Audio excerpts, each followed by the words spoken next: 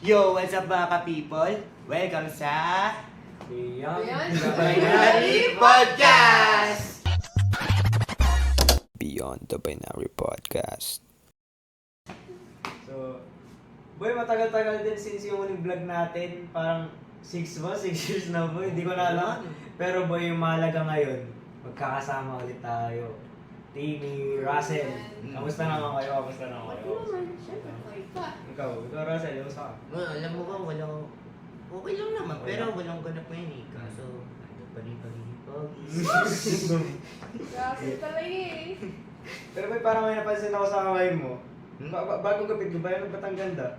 Ganda. Pakita ko sa akin ako ito. Uy, pero ba... Boy, bakla ka ba? Ha? Did you just assume gender? Di ba, boy, nakita kasi ako kapag, di ba daw, kapag pinakita mo yung kamay mo or yung daliri mo ng pagganito lang, kung tinignan mo yan, straight ka daw. Pero kapag paganito, baliko. Oh!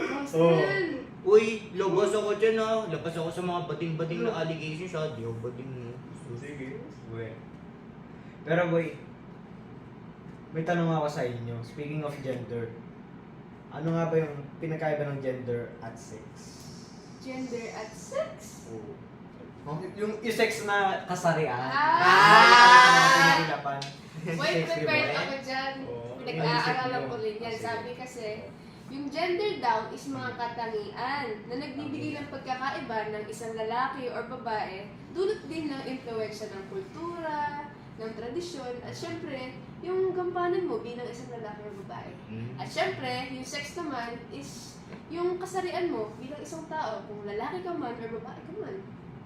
So, babae or lalaki lang?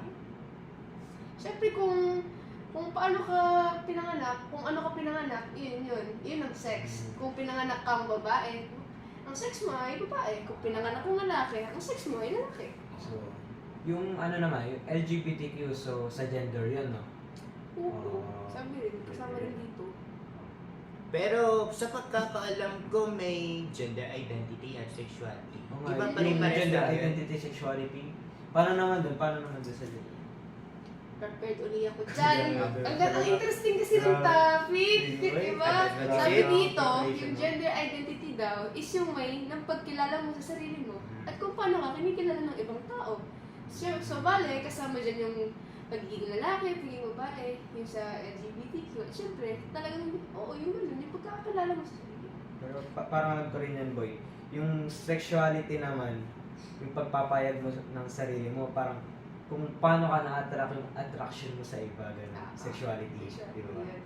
Basta sexuality, attraction, identity, yung pagkakakalanan mo. Yes. Oo nga pala guys, may naisip ako. Gusto niyo ba Ano? na i-add natin sa... Ayun! Ito. Gusto niyo ba i-add natin sa segment natin yung acting? Pero patungkol ito sa mga... Sa ano? Paano tinatrato ng mga tao ang iba't ibang klase ng kasarian? Oo, pwede. Pwede boy, sa totoo lang. Pero boy, na-intriga talaga kamo ako sa ano na to, sa topic na to. Kasi sobrang dami rin ng discrimination na nararanasan ng mga tao, mapalalaki ka man, babae ka man, o LGBTQ, di ba? Sobrang daming discrimination. Grabe talaga yung generation ngayon. Pero boy, parang ngayon ko lang nagustuhan yung suggestion mo. Yung mga lahat ng suggestion na sinabi mo sa akin. Aba, nasaktan ako dun na. Aba. Nasaktan ko. So, nasaktan. Oh, saan banda? Sa puso. Kiss ko na lang bro. Ay, teka. Ikaw ate yung bakla dito eh. Uy, diyan ko lang naman pinagbiro lang ito. Hindi ka pa rin nagbabago.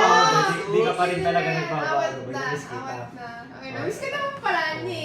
Oh, Awat na, joke awat lang na. pala eh. Tara. Tara, magsimula Tara, na sa magsimula inyo. tayo. Game. Game. Game!